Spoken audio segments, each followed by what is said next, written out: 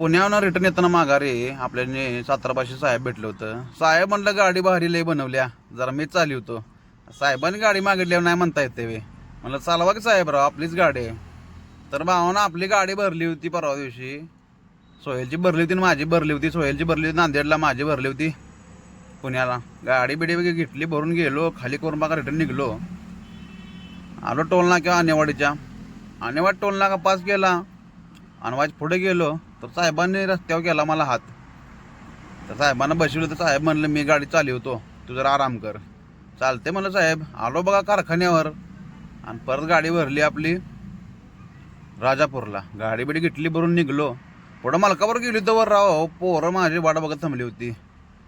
गाडी अडवली पोरांनी, जरा व्हिडिओ व्हिडिओ केला. जोरदार भेटलं होतं. तर भावांनो असंच प्रेम राहू द्या, सपोर्ट करा असाच. धन्यवाद भावांनो. तिथनं त्यांची भेट घेऊन निघलो. पुढे राजापुरात गाडी खाली करून लागलो परतीच्या मार्गाला. गाडी खाली करून निघायलाच वाजले होते 10. घरी तर वाजलं की 2. तर भावांनो व्हिडिओ कसा वाटला, लाईक कमेंट शेअर करा.